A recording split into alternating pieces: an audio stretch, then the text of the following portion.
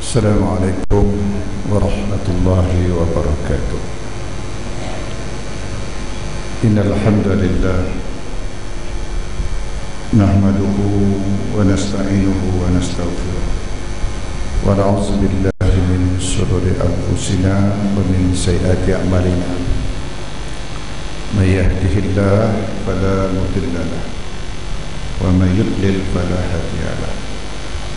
Asyhadu an la ilaha illallah wahdahu la syarika lah wa asyhadu anna Muhammadan abduhu wa rasuluh sallallahu alaihi wasallam.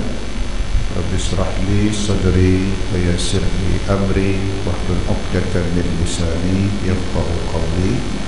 Subhanaka la ilma lana illa ma 'allamtana innaka antal alimul hakim. Wala quwwata illa billah. Kita teruskan hadis Abu Dzar ini. Ya Rasulullah, berkaitan tentang memerdekakan budak ini kan? Ya Rasulullah, memerdekakan budak yang manakah yang lebih utama? Pada zaman Nabi dan selepas itu tuan-tuan ada perbudakan ya.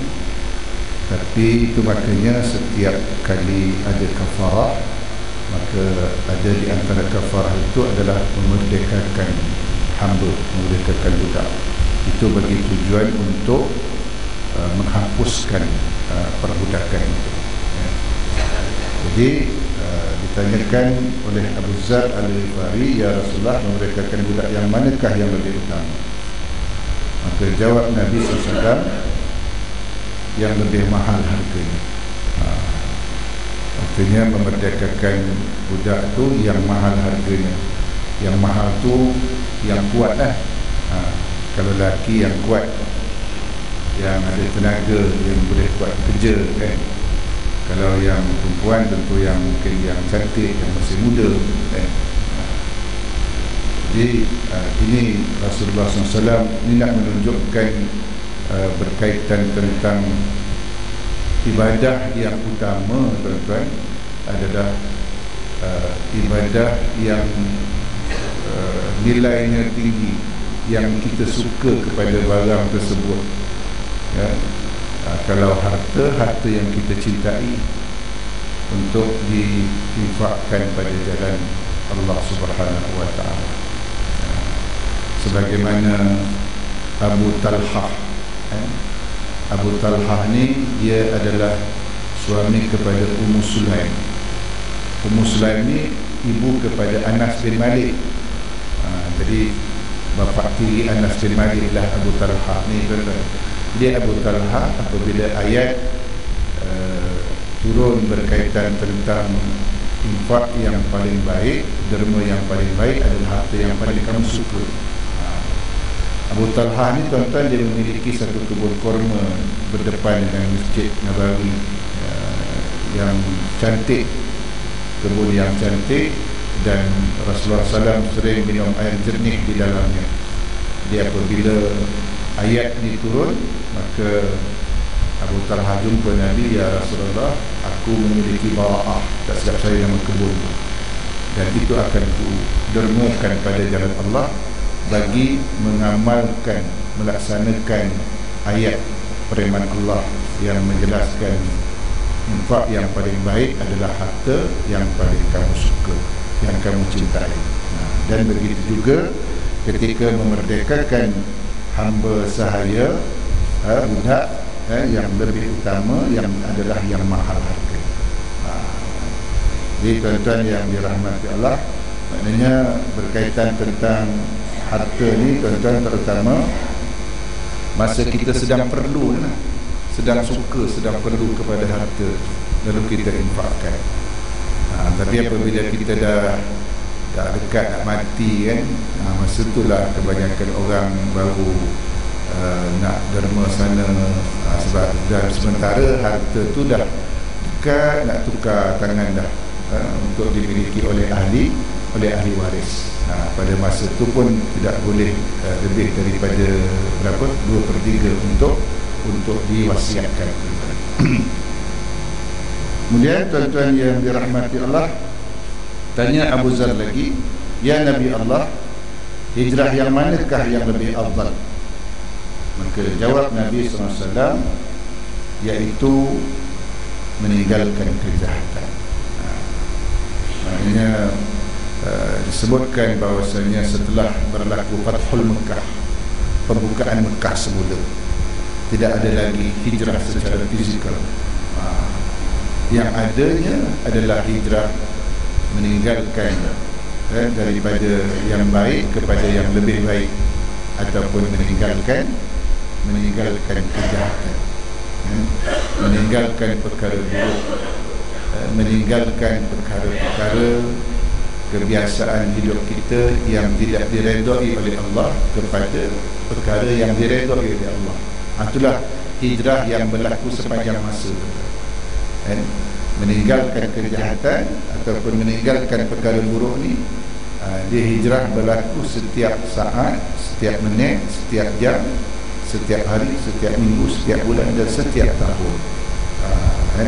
Tinggalkan kebiasaan-kebiasaan yang buruk, kebiasaan-kebiasaan yang lara, kebiasaan-kebiasaan yang tidak menguntungkan, yang tidak menambah nilai ibadah kita.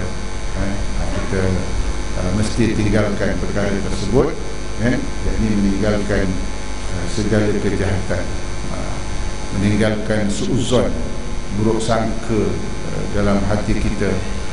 Setengah orang kepada Allah pun dia buruk sangka, dan juga berburuk sangka kepada sesama manusia. Islam menggariskan, menetapkan supaya kita saling memaafkan antara satu sama lain. Tapi kadang-kadang kita suuzon, buruk sangka kepada saudara kita. Bahkan tuan-tuan, kalau seandainya saudara kita melakukan kesalahan contohnya kepada kita, kita tidak digalakkan untuk terus menuduh dan sebagainya. Tapi ulama mengatakan kamu kena cari 70 sebab. 70 sebab kenapa dia buat macam tu kepada kita. 70 sebab, tuan-tuan. Ini bukan senang pun. Kita biasanya kalau orang buat kita nak buat, tak balik-balik kan. Tapi kita disukai 70 sebab kenapa dia melakukan perkara buruk itu kepada kita. Allahu Akbar. Ini semua adalah untuk menjaga hati kita. Bukan senang pun tuan-tuan untuk nak jaga hati supaya senantiasa tawaduk, senantiasa rendah diri, senantiasa merasakan diri ini kerdil, lemah, dhaif. Dan itulah yang perlu dididik, tuan-tuan. Hati-hati kita ini perlu dididik, perlu dibersihkan. Qad aflaha man zakkaha wa qad khaba man dassaha. Berbahagialah orang yang suka membersihkan hatinya, rugilah orang yang suka mengotorkan hatinya. Saya selalu mengulangi, tuan-tuan, cara nak bersihkan hati. Ada beberapa cara menurut ulama. Menurut seorang ulama bernama Abdullah Al-Antaqi, dia kata nak bersihkan hati ni, yang pertama dia kata mesti majlisus salihin, duduk dalam majlis orang saleh. Maknanya rajin-rajinlah duduk dalam majlis ilmu. Sebab apa? Sebab apabila banyak kita duduk dalam majlis ilmu, maka kita akan bertambah baik. Tapi kalau banyak duduk dalam majlis ilmu namun tak baik juga, itu masalah. Duduk majlis ilmu rajin, tapi perangai tak berubah. Artinya yang panas baran juga, yang pemarah juga, yang mengumpat rajin juga. Duduk majlis ilmu rajin, itu perhabis goreng. Dia makin banyak orang duduk dalam majlis ilmu, maknanya dia makin bertambah baik, makin bertambah baik. Dan itulah harapan kita, tuan-tuan. Kemudian yang kedua, untuk nak bersihkan hati ni, kita tak boleh lepas daripada Quran, tuan-tuan. Qiraatul Quran. Perbanyakkanlah baca Quran. bertadabburlah dengan Quran, tuan-tuan. Tuan-tuan yang dirahmati Allah, Rasulullah sallallahu alaihi wasallam dan juga kalangan sahabat apabila membaca ayat Allah kan, apabila faham tu baca ayat Allah, baca Quran kan, apabila ayat menceritakan tentang azab, Rasulullah SAW dan kalangan sahabat, tuan-tuan, menangis. Sebagai contoh, Umar bin Khattab kan, apabila mendengar ayat yang menceritakan tentang neraka, tentang kiamat, Umar pingsan. Bahkan terpaksa diusung untuk balik ke rumah. 2-3 hari tak keluar rumah. Apabila keluar rumah, tuan-tuan, didapati di bawah mata Umar membentuk satu garisan hitam kerana banyak menangis. Agak-agak bila kita kali terakhir membaca Quran, memperhatikan ayat-ayat Allah dan kita meneteskan air mata? Bila kali terakhir? Itu makanya kata yang pelajaran yang lepas, kata Yahya bin Mu'az Ar-Razi, hikmah ni dia jatuh turun dari langit, dia akan campak ke dalam hati-hati orang, kecuali hati yang gersang, kecuali hati orang yang memiliki mata yang gersang, mata yang tandus, maknanya jarang mengalirkan air mata walaupun dosa banyak, dosa banyak. Sahabat-sahabat, tuan-tuan, Allahu Akbar, Nabi SAW sendiri bahkan apabila solat malam terdengar di dadanya bagaikan air menggelegak, teresak-esak, terseduh-seduh, apatah lagi membaca ayat-ayat Allah yang menceritakan tentang nikmat Allah, yang menceritakan tentang azab Allah. Okay. Jadi yang ketiga, tuan-tuan, nak bersihkan hati ni qiyamul lail.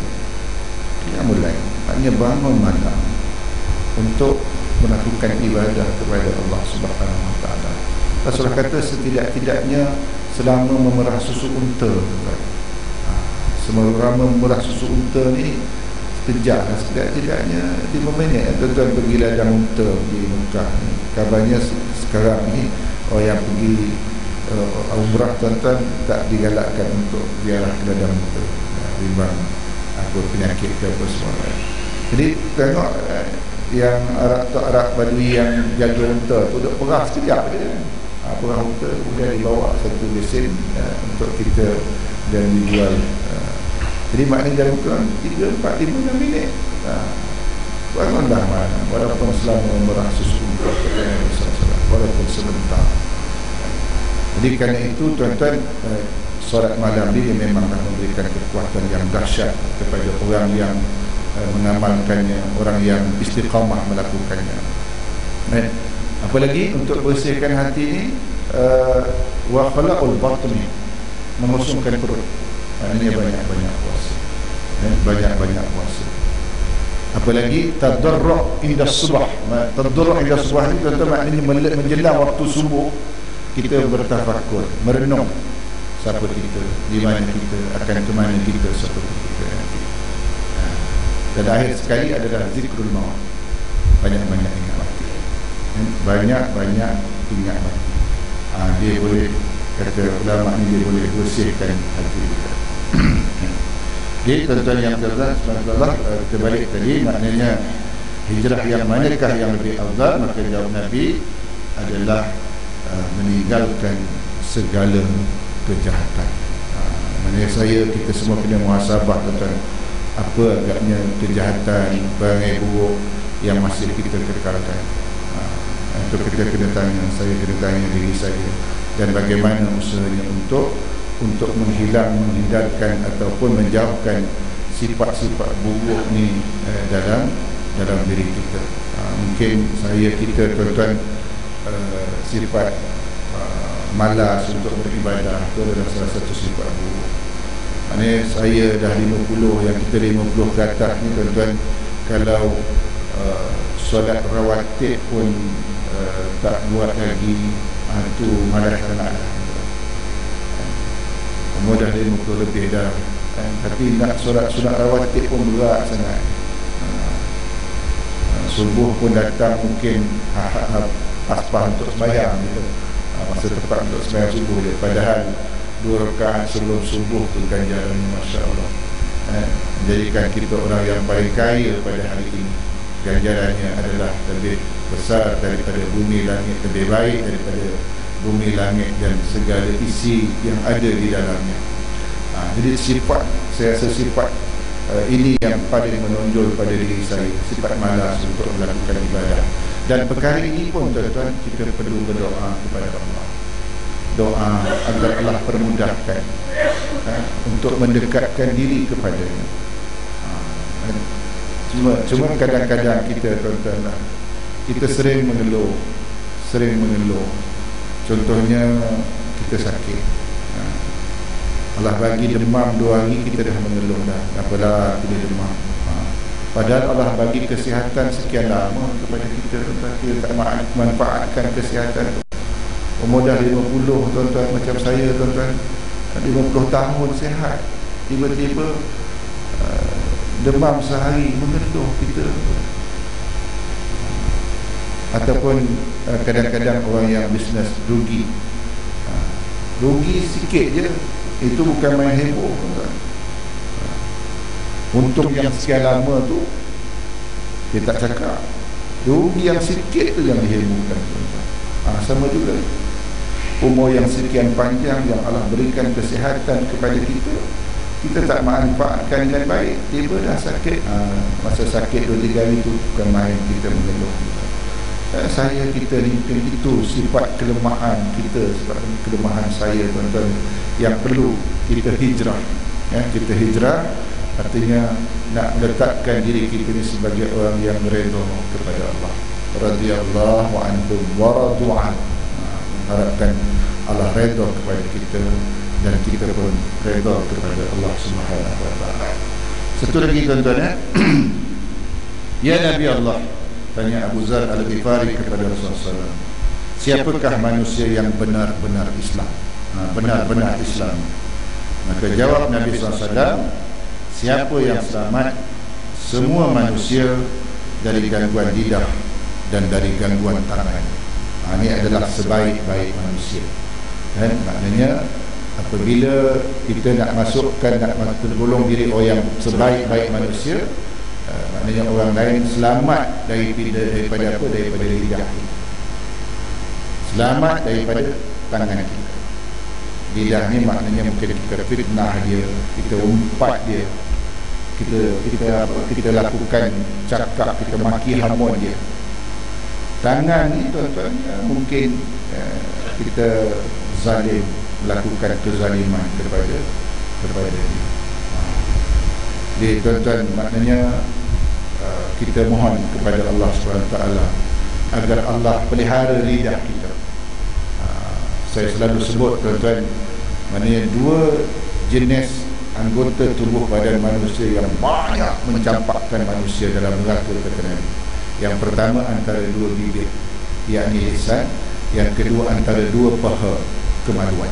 Ini banyak mencampakkan manusia ke dalam neraka. Mana kemaluan ni tuan-tuan simbolik kepada nafsu lah, tak boleh kawal nafsu. Kemudian tangan ni tuan-tuan, maknanya kita lakukan kezaliman, penindasan kepada manusia lain, kepada orang yang bawahan kita tuan-tuan.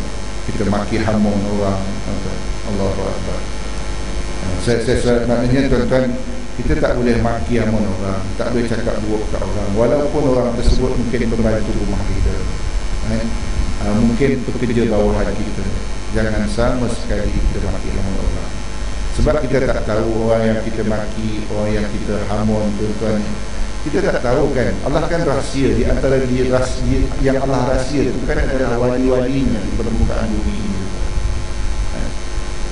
Kita bimbang kalau walaupun dia mungkin pembantu rumah kita, tapi Allah pilih dia menjadi walinya di permukaan bumi ini. Tiba-tiba kita duk maki hamun dia. Tuan-tuan bayangkan, kita maki hamun wali Allah. Sebab Allah rahsiakan siapa walinya. Orang berkenaan pun tak tahu bahawasanya dia itu adalah wali Allah. Itu maknanya jangan kita semua tuan-tuan lancang memperkatakan keburukan orang lain. Sebab Hasan Basri menyebutkan, dia kata apabila guna lidah ni kan, pelihara lidah ni, apabila kita dah mula memperkatakan keburukan orang lain, maknanya kita mendedahkan diri kita untuk diburukkan. Bila kita kata orang tu tak kena, orang ni tak kena, orang tu tak kena, sana tak kena, akhirnya orang kata kita tak kena. Rasulullah sebutkan dalam hadisnya, barang siapa yang memburukkan orang lain, Allah akan hina dia walaupun dia berada di rumah. Walaupun dia berada di rumah dia sendiri, Allah akan hina dia apabila dia suka memburukkan. Itu berkaitan tentang jaga mulut dan jaga tangan. Dan itu sebaik-baik orang Islam, orang terpelihara daripada mulut dia dan daripada tangan. Okey, saya sebagai pendengar pada pagi ini dan saya dan kita semua, kita tangguh dengan tasbih kafarah. Subhanallah wa bihamdika, asyhadu an la ilaha illa anta, astaghfiruka wa atubu ilaik. Bismillahirrahmanirrahim. Wal 'ashr innal insana lafi khusr illa alladhina amanu wa 'amilus shalihat wa tawassaw bil haqq وتواصل. بالله التوفيق والهداية. السلام عليكم ورحمة الله. قرب على اليمين. اوكي هيك كلهم؟ مش كلهم، لا انتبه، قرب بعد. بس رجع عريان. مش معنا